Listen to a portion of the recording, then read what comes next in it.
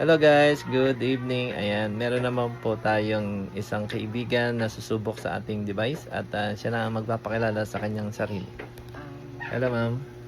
Hello po. Ako Good po si evening. Irene Chic, 47 years old. Nakatira sa Taytay, Rizal. So yung ano ko lang po is, nagkaroon ako ng cervical cancer stage 3D. So nakapag-start na ako ng chemo at saka radiation. So hindi ko lang natapos yung brachytherapy ko.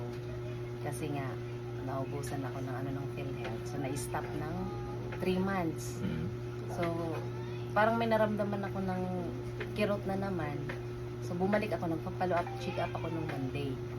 So, nung pag-follow up ng, nung Monday, nung una, nung inano ako, wala silang nakita ang bukol sa matres. Ngayon, dito naman sa matres siya nakitaan, yung cervix ko parang malinis na daw. Kumbaga, yung nahuling may bukol na maliit, na dapat yun yung tetira doon sa brachy na hindi natapos, instead na palabas siya, papasok. Kaya nagkaroon ng bukol sa matres. Di ko maintindihan bakit. Nahirap pa explain. Tapos kaya, pinapatry sa akin yung mga laboratory ulit at saka CT scan. Pero hindi na ako radiation at saka brachy. Pero ikikimo ako ng high dose. Naku. Yung maano na ako, makakalbo. I-ano lang natin, try lang muna natin. Yun yung ano. So, kinakabahan ako. Kaya nga.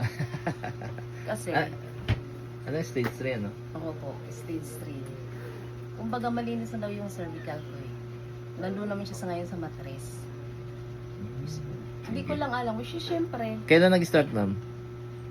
nung naramdaman ko po kasi siya, nung December eh. Ito lang? Ito lang? Pagka pa ako parang may Ibig sabihin, bukol naman siya. malala na yun. Kasi stage 1 and 2, hindi nararamdaman. 3 and 4, Oo, nararamdaman. naramdaman ko na siya. Ayun, so yan po yung lesson natin. Sige ma'am. Thank you. Okay. Thank you ma'am. Thank